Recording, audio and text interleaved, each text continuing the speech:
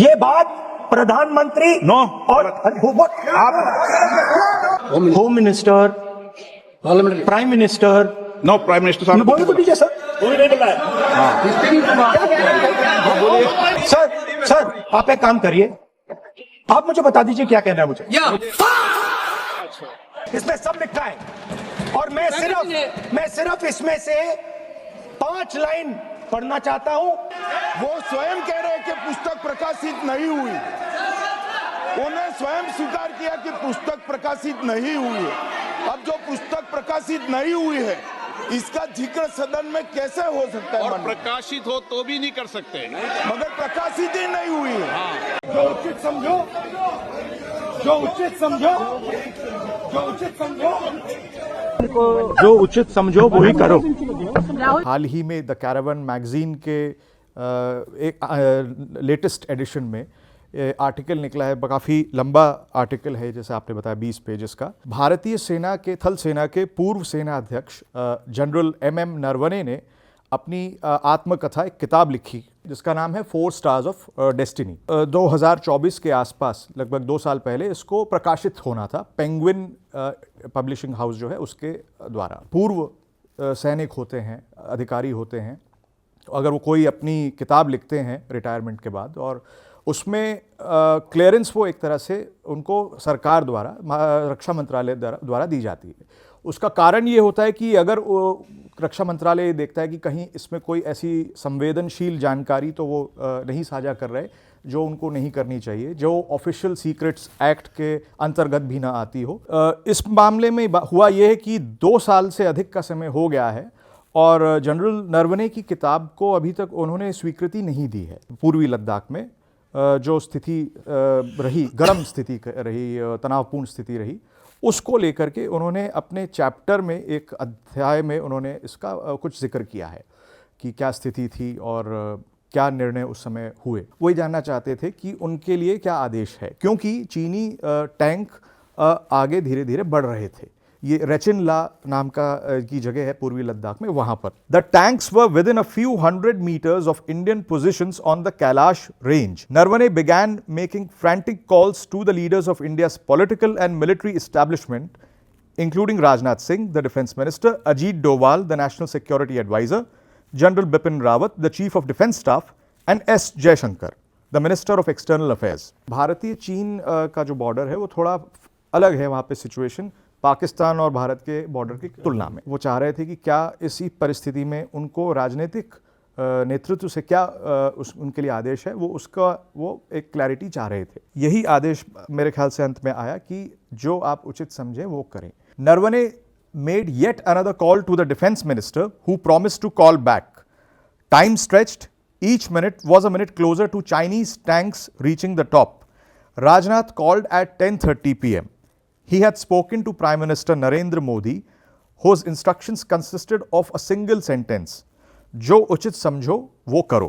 मतलब कि ऐसे समझा जाए कि वो लोग आगे बढ़ रहे थे तो इनको ये लगा कि अगर हम लोग गोली मारेंगे सबसे पहले तो हम पर आ जाएगा और युद्ध शुरू हो सकता है और इसका परिणाम कुछ अलग भी हो सकता है। बिल्कुल, आप देखिए, तो इन्होंने ये फैसला लिया कि हम लोग भी आगे बढ़ेंगे। बिल्कुल, मतलब कि इसमें ये एहसास हो रहा है कि उनको अकेला छोड़ दिया गया, कि आप पर डाल दिया गया। अगर सही हो गया तो सही है, गलत हो गया तो फिर भी उनका है। नमस्कार दोस्तों, मेरा नाम हैदर अब्बास नकवी है और आप लोग मुझको इस वक्त दा स्वतंत्र पर देख रहे हैं। अभी कुछ दिनों से देश की संसद में जो चल रहा है वो आप लोगों से छुपा नहीं है। अभी कुछ दिन पहले leader of opposition Rahul Gandhi संसद में कुछ बोलना चाह रहे थे। वो एक आर्टिकल के बारे में बताना चाह रहे थे और स्पीकर महोदय ने उनको बोलने नहीं दिया। तो स्वतंत्र ने जानना चाहा, आप लोगों ने हमसे मेल करके पूछा कि वो कौन सा आर्टिकल है, उसमें क्या लिखा है, राहुल गांधी क्या बोलना चाह रहे थे, जिसका विरोध स्पीकर साहब ने किया। बार बार रक्षा मंत्री उठकर उसका कहने लगे, फिर होम मिनिस्टर, गृह मंत्री अमित शाह को भी बोलना पड़ा।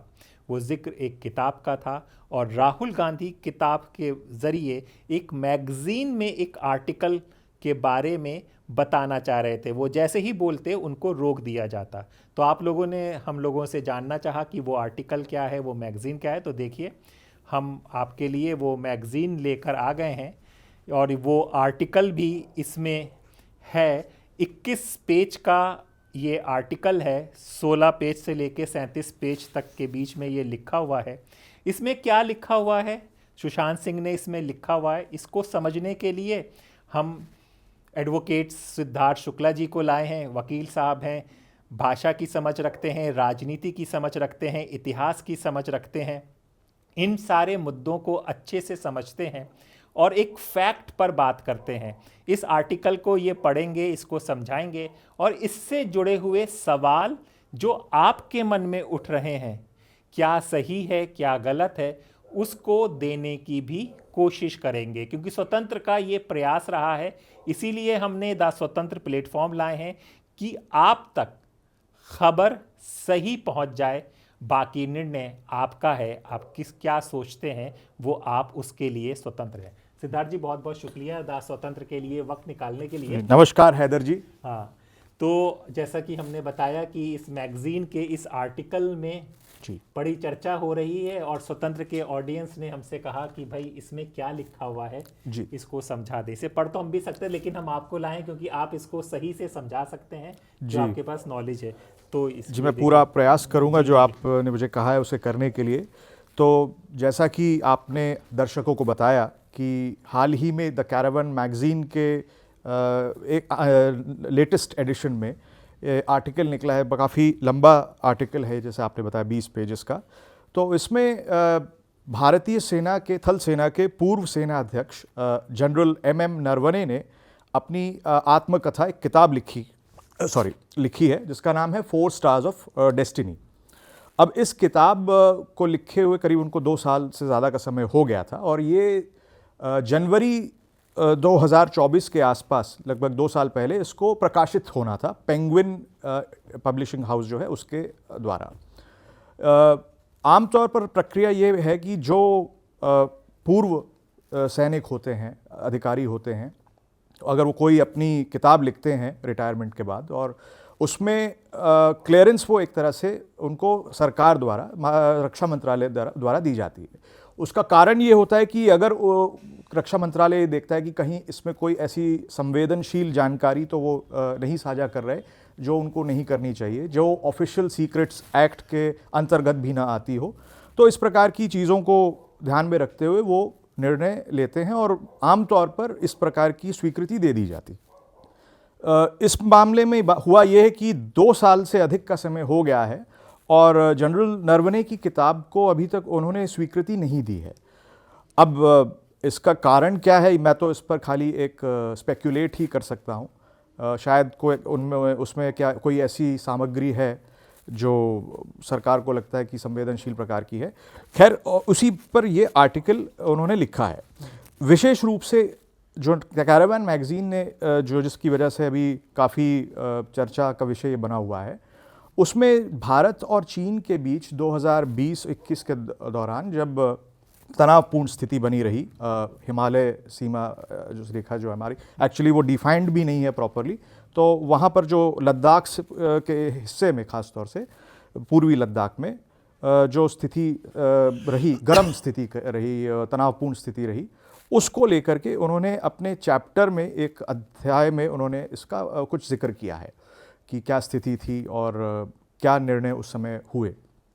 तो किताब में इसमें लिखा है, जो कि मैं आपको वर्ड टू वर्ड भी चाहें तो उसका चर्चा कर सकता हूँ। फिर उसके बाद जी, जनरल नरवणे जैसे अपनी किताब में लिखते हैं, सवाल करते हैं, to each and every one my question was what are my orders. तो वो ये कहते हैं कि जो भी सरकारी तंत्र में जो भी उनके सुपीरियर्स थे, चाहे रक्षा मंत्री थे, चाहे राष्ट्रीय सुरक्षा सलाहकार महोदय थे, चाहे प्रधानमंत्री सीधे तौर पर नहीं बल्कि इसी चेन ऑफ कमांड के जरिए वही जानना चाहते थे कि उनके लिए क्या आदेश है, क्योंकि चीनी टैंक आगे धीरे धीरे बढ़ रहे थे। ये रेचिन ला नाम का की जगह है पूर्वी लद्दाख में, वहाँ पर। और ये पूरा घटनाक्रम शाम के रात के 8 बजे से लेकर करीब 10-10 के बीच में हुआ, जब उन्हें सूचना दी गई सबसे पहले कि ये इस प्रकार से चीनी टैंक आगे बढ़ रहे हैं। तो उत्तर कमांड के जो हमारे लेफ्टिनेंट जनरल उस समय थे YK जोशी साहब, उन्होंने chief of army staff Naravane ji को फ़ोन किया और उनसे पूछा कि इसमें क्या करें। My position was critical Narwane writes, he was caught between the command who wanted to open fire with all possible means and a government committee which had yet to give me clear-cut executive orders. In the operations room at the army headquarters, options were being considered and discarded. The entire northern front was on high alert. Areas of likely clash were being monitored, but the decision point was at Rechinla. Lieutenant General Yogesh Joshi, the chief of the Indian Army's Northern Command, received a phone call at 8:15 p.m. on 31st August 2020. The information he received alarmed him. 4 Chinese tanks, supported by infantry, had begun moving up a steep mountain track towards Rechinla in eastern Ladakh. तो मैं यहाँ पे एक संक्षेप में बताना चाहूँगा कि 31 अगस्त 2020 जब भारत और चाइना के बीच में तनावपूर्ण स्थिति बनी हुई थी, तब भारतीय नॉर्दर्न कमांड के लेफ्टिनेंट जनरल के जोशी साहब को उनको एक फ़ोन आया कि चाइना की तरफ से रेचिनला, जो पूर्वी लद्दाख में एक क्षेत्र है, वहाँ पर 4 चीनी टैंक आगे भारतीय पोजीशंस की तरफ बढ़ रहे थे. इस पर ये जिक्र है. द टैंक्स, मैं यहाँ पे फिर से पढ़ना चाहूँगा. The tanks were within a few 100 meters of Indian positions on the Kailash range, the strategic high ground that the Indian forces had seized hours earlier in a dangerous race with China's People's Liberation Army. तो ये रेचिनला में जो Kailash range है, थोड़ी dominating Heights हैं, इसके मुताबिक हमारी सेना ने उन पोजीशंस को कैप्चर किया था ताकि जो, जैसे मैंने आपको बताया कि जो तनावपूर्ण स्थिति थी उस पर हमें अगर कोई बातचीत हो आगे चल के दोनों पक्षों के बीच में, तो कुछ एडवांटेज हमें मिल सके, उसको लेकर के इन्होंने शायद वहाँ पे जो पोजीशंस ऑक्यूपाई की थी, जिसके जवाब में इन्होंने अपने 4 टैंक्स जो थे भारतीय पोजीशंस की तरफ भेजे. अब ये एक संवेदनशील स्थिति थी और इसके लिए जनरल जोशी को रात के 8:15 बजे ये फ़ोन आया इस स्थिति से अवगत कराने के लिए. मैं अब इस पे आगे और आपको पढ़ के बताऊं. The Indian soldiers fired an illuminating round, a kind of a warning shot. It had no effect. The Chinese kept advancing. Narwane began making frantic calls to the leaders of India's political and military establishment, including Rajnath Singh, the defense minister, Ajit Doval, the national security advisor, General Bipin Rawat, the chief of defense staff, and S. Jaishankar, the minister of external affairs. तो भारतीय सैनिकों ने जैसे जैसे चीनी सेना और उनके टैंक्स आगे बढ़ रहे थे भारतीय पोजीशंस की तरफ, तो उन्होंने एक इल्यूमिनेटिंग राउंड, एक प्रकार की वार्निंग राउंड उनको फायर करके एक तरह से चेतावनी दी कि वो आगे ना बढ़ें और अब जहाँ हैं वहीं जमे रहें, डटे रहें. और जब ये हो रहा था तो बात जब ऊपर सेना मुख्यालय तक और सेना प्रमुख जो उस टाइम जनरल नरवणे थे वहाँ तक पहुँची, तो उन्होंने फ़ोन वगैरह किए अपने सुपीरियर्स को, जैसा कि मैंने नाम बताया, रक्षा मंत्री जी को किया, विदेश मंत्री जी को किया, और वो जानना चाह रहे थे, उनको इन्फॉर्म करना चाहते थे कि क्या परिस्थिति पैदा हो रही है उसी समय और किस प्रकार से उससे हम निपटें, या क्या आदेश, अगर मैं इसको आपसे कह सकूं, क्या आदेश उनके लिए होंगे, क्योंकि भारतीय चीन का जो बॉर्डर है वो थोड़ा अलग है, वहाँ पे सिचुएशन पाकिस्तान और भारत के बॉर्डर की तुलना में. The situation was deteriorating dramatically and demanded clarity. There was an existing protocol. Narwane had clear orders not to open fire till cleared from the very top. His superiors did not give any clear directive. Minutes ticked by. At 9:10 p.m., Joshi called again. The Chinese tanks continued to advance and were now less than a kilometer from the pass. At 9:25 p.m., Narwane called Rajnath again, asking for clear directions. None came. तो इस article के अनुसार उसमें यही है कि जब ये स्थिति बहुत ही वोलाटाइल किस्म की स्थिति थी, तो वो चाह रहे थे कि उनको क्या इसमें डायरेक्टिव दिए जाए, क्योंकि जैसे मैंने आपसे कहा कि भारत चीन की सीमा की जो स्थिति है वो थोड़ा फ़र्क है भारत पाकिस्तान की सीमा से, और भारत और चीन के बीच में 90s में 3 ऐसे समझौते भी हुए थे जिसमें फायर आर्म्स उसमें इस्तेमाल नहीं हम दोनों सेनाएं करती हैं. तो शायद इसी वजह से वो चाह रहे थे कि क्या इसी परिस्थिति में उनको राजनीतिक नेतृत्व से क्या उनके लिए आदेश है, वो उसका वो एक क्लैरिटी चाह रहे थे. लेकिन करीब 2 घंटे तक ये बात जब तक चली है, तब तक उनको अंत में यही आदेश मेरे ख्याल से अंत में आया कि जो आप उचित समझें वो करें। तो ये इसमें लिखा भी हुआ है आगे। तो उसमें उनका ये कहना है कि जब ऐसी थोड़ी जटिल स्थिति उत्पन्न हुई, तो वो लिखते हैं जनरल नरवणे अपनी आत्मकथा में, I was handed a hot potato, यानी कि ऐसी जटिल स्थिति, थोड़ी परेशानी वाली स्थिति, और वहाँ पे उनको फैसला लेना था एक सैन्य रूप से, क्योंकि ऊपर से आदेश ये आए थे कि जो उचित हो वो करो। तो इस पर नरवणे साहब को फैसला करना था। Naravane made yet another call to the defence minister who promised to call back. Time stretched, each minute was a minute closer to Chinese tanks reaching the top. Rajnath called at 10:30 p.m. He had spoken to Prime Minister Narendra Modi, whose instructions consisted of a single sentence: जो उचित समझो वो करो. Do whatever you deem appropriate. This was to be purely a military decision. Modi had been consulted, he had been briefed, but he had declined to take the call. I had been handed a hot potato, Narawane recalls. With this carte blanche, the onus was now totally on me. तो मैं इस paragraph की बात जो कर रहा था, फिर से आपको कहूँ कि जब पूरा ये प्रक्रिया हुई, जनरल नरवणे ने अपने रक्षा मंत्री जी से मतलब पूछा, और उन्होंने प्रधानमंत्री जी से शायद उनको इन्फॉर्म किया होगा, तो उनके लिए आदेश था कि जो उचित समझो वो करो। और एक ये सैन्य फैसला उनको करना था कि किस तरह से, अगर वो एडवांस कर रहे हैं चाइनीज़ लोग, तो उनकी आर्मी, तो किस तरह से उसको मिलिटरीली आपको कन्फ्रंट करना है। और इसमें यहाँ पे एक बात मैं और, क्योंकि अंत में इन्होंने जो लिखी है, with this cart blush the onus was now totally on me, इसका अर्थ ये है कि अब एक तरह से दो चीज़ें हैं, जिम्मेदारी भी नरवणे जी की है पूरी, कि उनको ये निर्णय लेना है, और कार्ट ब्लॉश का अर्थ है कि पूरी स्वतंत्रता भी उनको एक तरह से मिल गई है कि मैं जो करना चाहूँ वो मैं कर सकता हूँ। इसको इस तरह से भी आप इंटरप्रेट कर सकते हैं, क्योंकि ये इन्होंने किताब में लिखा है। और जब ये बात हुई तो उस मोमेंट के बाद जब ये इंस्ट्रक्शंस आए, तो मैं फिर से आपको पढ़ के बताता हूँ। It was a moment of profound isolation. Narwane sat with the map of J&K and Ladakh on one wall, Eastern Command on another. He could visualize the location of each and every unit and formation, even on the unmarked maps. 100 different thoughts flashed through his mind. The country was reeling under COVID-19, the economy was faltering, global supply chains had fractured. और वो लिखते हैं यहाँ पे, would we be able to ensure a steady supply of spares, etc. under these conditions?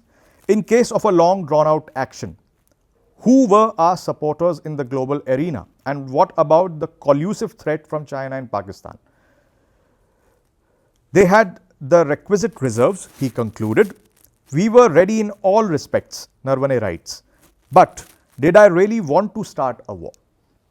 तो जब general Naravane को ये आदेश दिए गए कि जो उचित समझो वो करो, तो आप खुद समझिए इतनी गंभीर स्थिति है और संवेदनशील स्थिति है, और किसी, चाहे वो सेना प्रमुख ही क्यों ना हो, कुछ क्षण के लिए उनके ऊपर ही पूरी ये फैसला उनके पास आया कि उनको ये तय करना है कि किस तरह से रिस्पॉन्ड करें, क्योंकि ऊपर से आदेश था कि जो आप उचित समझे वो करें। इसका अर्थ ये भी, जैसे मैंने कहा, इंटरप्रिटेशन ये भी हो सकता है कि अगर आप उचित समझें कि जवाब कम देना है या प्रोपोर्शनेट किस हिसाब से तय करना है, वो आप तय करें। तो जब मेरे ऊपर जिम्मेदारी आएगी तो मैं उस समय थोड़ा मतलब मुझे ही वो फैसला लेना है। तो जैसे आइसोलेशन का यहाँ पे जिक्र इन्होंने किया है, तो आप एक फैसला जो ऐसे ही इसके गंभीर परिणाम हो सकते हैं, मान लीजिए हम इनिशिएट करें कोई भी चीज़ और वो उसका जवाब चाइना की तरफ से आए, तो वो एस्केलेशन जो होगा वो केवल उस एरिया में ही नहीं होगा, वो पूरे इंडिया चाइना बॉर्डर पे हो सकता है। तो नरवणे जी की ये दुविधा उस क्षण में या उन क्षणों में ये समझी जा सकती है कि मैं, फैसला भी है, जिम्मेदारी भी है, लेकिन अगर मैं उसको एस्केलेट करता हूँ तो उसके गंभीर परिणाम, जो आप जानते हैं वैश्विक स्थिति भी कैसी थी, कोविड का समय था और अर्थव्यवस्थाएं भी अच्छा नहीं कर रही थी वर्ल्ड ओवर। तो ऐसे में अगर हम ऐसा युद्ध शुरू करें तो युद्ध के लिए भी हमें तैयार होना पड़ता है। तो उन्होंने जैसे अंत में लिखा है, क्या मेरा कोई भी मैं अगर फैसला करूं तो क्या मैं इस अपने फैसले से कोई युद्ध को शुरू कर दूं? जैसे मैंने आपसे कहा कि एक फैसले से बात बढ़ सकती है, और यही उन्होंने नरवणे जी ने इसमें अपना जिक्र किया है। इसके आगे भी अब मैं किताब से जो आगे उन्होंने जनरल नरवणे जी ने लिखा है, उसके बाद उन्होंने क्या लिखा है किताब में, वो मैं आपके सामने बताता हूँ। After a few moments of quite reflection I called जो यहाँ पर तात्पर्य है लेफ्टिनेंट जनरल योगेश कुमार जोशी जी से। तो अपने नॉर्दर्न कमांडर साहब को उन्होंने फ़ोन किया, और अब यहाँ पर जनरल नरवणे कहते हैं, we cannot be the first ones to fire, I told him. तो जैसा मैं अभी आपसे बता रहा था कि ऐसी स्थिति में आप पहला अगर कोई ऐसा मूव करें और उससे स्थिति बिगड़ जाए, डिटीरियोरेट हो जाए, तो कोई भी साइड ये चीज़ नहीं चाहती, और ऐसे कॉन्फ्लिक्ट्स में आप ये नहीं चाहते कि पहला अग्रेसर आप हो। और वही चीज़ वो यहाँ पर लिखते हैं, I told him as it would provide the Chinese with an excuse to escalate and paint us as the aggressors, कि अगर मैं निर्णय ये करूं कि भाई वो आगे बढ़ रहे हैं और अगर उस पर आप फायर कीजिए, तो वो फिर चाइनीज़ भी उस पूरी स्थिति को आगे बढ़ा सकते हैं। और जैसे स्थिति इधर पूर्वी लद्दाख में थी, हो सकता है वो सिक्किम या अरुणाचल तक भी फिर वो पूरी एक युद्ध की स्थिति, और या मैं यूँ कहूँ युद्ध में ही तब्दील हो सकती थी। तो यहाँ पर उन्होंने फिर किस तरह से हमने इसका सामना किया, वो भी इसी अध्याय में, इस चैप्टर में लिखा है। कि इन्होंने इसमें लिखा कि इंस्टेड आई टोल्ड हिम, यानी कि जनरल जोशी को, to move a troop of a tanks right to the forward slopes of the pass and depress their guns so that the PLA would be staring down the barrels of our guns. This was done forthwith, and the PLA tanks, which had by then reached within a few hundred meters of the top, stopped in their tracks. Their light tanks would have been no match for our medium tanks. It was a game of bluff, and the PLA blinked first. तो ये जो पूरी जो कहानी है, उसमें जैसा कि जनरल नरवणे ने अपनी किताब में भी, मैंने जॉन शार्प को पढ़ करके बताया कि कौन इसमें पहले पलक झपकेगा, ब्लिंक का मतलब होता है, बट कौन झुकेगा।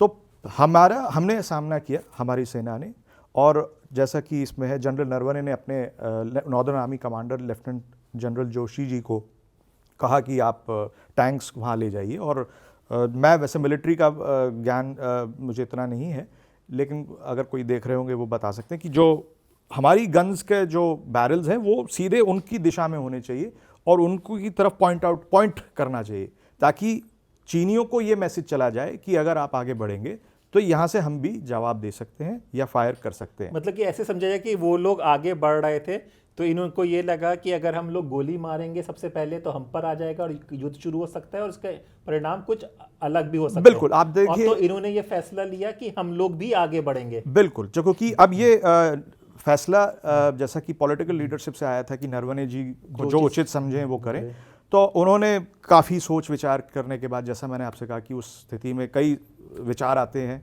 आपके ऊपर जब सारी जिम्मेदारी हो, तो उन्होंने अंत में अपने नॉर्दर्न कमांडर, हमारे बल्कि मुझे कहना चाहिए इंडियन आर्मी के northern army commander general Joshi से कहा कि आप इस तरह से स्थिति को सामना कीजिए, फायर आप पहले मत कीजिए, क्योंकि उससे नहीं तो ऐसा लगेगा कि हमने ये युद्ध शुरू कर रहे हैं या युद्ध शुरू हो सकता है। लेकिन एक संदेश वहाँ चला गया, क्योंकि मैंने जैसे बताया इस किताब में भी और मैगजीन के आर्टिकल में भी लिखा कि कैलाश पर्वतों को हम ऑक्यूपाई कर चुके थे कुछ घंटे पहले, और ये डोमिनेटिंग पोजीशन है जहाँ से बहुत लंबा या बहुत बड़ा एरिया आप उस पर ऑब्जर्व कर सकते हैं। तो हमारे टैंक्स वहाँ गए और वो सीधे उनकी तरफ पॉइंट आउट कर रहे थे, तो मैसेज चाइनीज़ को ये चला गया कि हम भी तैयार हैं, हम फायर नहीं कर रहे हैं, लेकिन अगर आप आगे बढ़ रहे हैं तो हम उसको जवाब उसके हिसाब से देंगे। और सीधे ये मैसेज वहाँ तक पहुँचा और चीनी टैंक्स रुक गए, जैसा कि जनरल नरवणे लिखते हैं।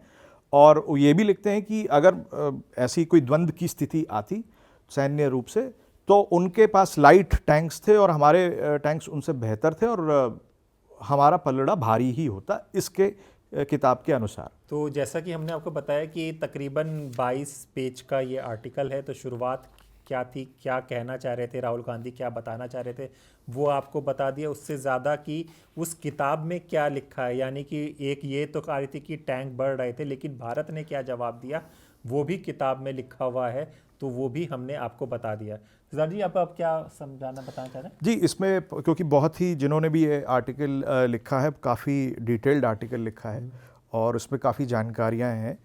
तो पूरी इसमें भारत और चीन के बीच में जो तनावपूर्ण स्थिति रही, गलवान के बारे में और वहाँ पर क्या झड़प हुई जिसमें हमारे 20 सैनिकों के प्राणों की आहुति उन्होंने दी, ये हम सभी जानते हैं। तो वो पूरी स्थिति और ये पूरा आर्टिकल बताता है कि किस प्रकार से जटिल परिस्थितियां हैं वहाँ पर, और ये कहीं पर चीनियों का पलड़ा भारी है, कहीं हमारा पलड़ा भारी है, और अंत में दोनों साइड्स की प्रिपरेशंस, चाइनीज़ की प्रिपरेशन काफ़ी अच्छी रही है, इसीलिए तो ये स्थिति उत्पन्न हुई है। अगर वहाँ से खतरा ही नहीं होता तो फिर हम क्यों परेशान हो रहे होते।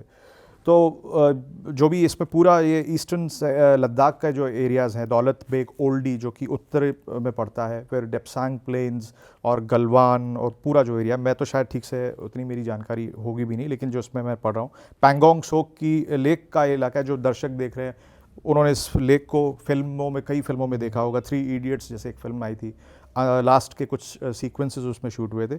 तो लेक का कुछ हिस्सा भारत के कंट्रोल में है, कुछ ज़्यादातर हिस्सा चीन के हिस्से में आता है या उनके कंट्रोल में।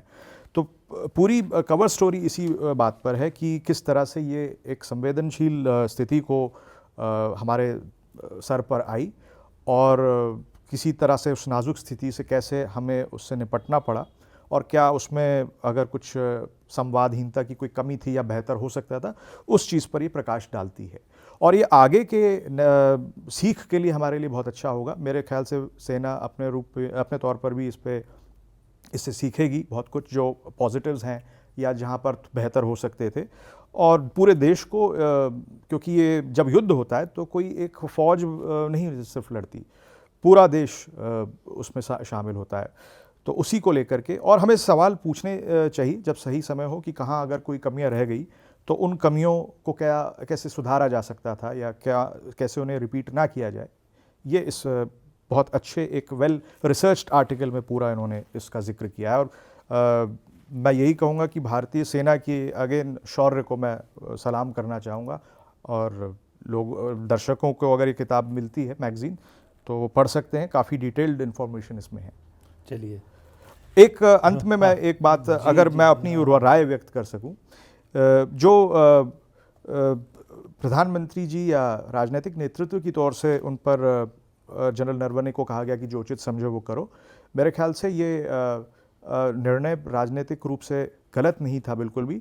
हालांकि अगर इसमें वो एक आध पॉइंट और जोड़ देते तो पूरा उनका जो संदेश है वो इफेक्टिवली कन्वे हो जाता। अगर जैसे ये कहते कि आप जो उचित समझो वो करो, हम आपके साथ हैं और आप पूरा देश इस घड़ी में साथ है, कुछ इस प्रकार की अगर वो बात करते तो मेरे ख्याल से जनरल नरवणे उस समय जो थोड़ा अपना आप को अकेला, उनको एक कुछ क्षणों के लिए उन्होंने अपने आप को पाया एज पर हिज बुक, तो वो कुछ क्षणों के लिए भी उनके मन में वो शंका नहीं आती। बस ये मेरा विनम्र मतलब कि इसमें ये एहसास हो रहा है कि उनको अकेला छोड़ दिया गया, कि आप पर डाल दिया गया, अगर सही हो गया तो सही है, गलत हो गया तो फिर भी उनका है। तो जो सिद्धार्थ जी कह रहे हैं कि अगर एक लाइन ऐड हो जाती है कि भाई हम आपके साथ हैं आपके हर फैसले में, तो बात अलग होती और शायद इतना बात का विवाद भी नहीं होता। तो हमें लगा कि स्वतंत्र में आप लोगों के साथ चर्चा करना, आप लोग चाह रहे थे कि क्या लिखा था, क्या बोलना चाह रहा था, वो हमने समझा दिया है। आर्टिकल पूरा इसलिए नहीं पढ़ा कि किसी पत्रकार की मेहनत है तो आप लोगों को लेना है तो ये मैगज़ीन ख़रीद के पढ़ लीजिए, लेकिन बेसिक चीज़ें आपको समझा दी गई हैं। तो सिद्धार्थ जी बहुत बहुत शुक्रिया स्वतंत्र के साथ जुड़ने के लिए, और आप लोगों का भी शुक्रिया कि आप स्वतंत्र को बराबर अपना प्यार और सहयोग कर रहे हैं। इसी तरह से हम लोगों को देखते रहिए, वीडियो को आगे शेयर करते रहिए, क्योंकि आप हमें हिम्मत देंगे तो हम सच के साथ रहेंगे। तो अपने दोस्त हैदर अब्बास नकवी को इजाज़त दीजिए, फिर होगी मुलाकात ऐसी किसी चर्चा के साथ। तब तक के लिए नमस्कार।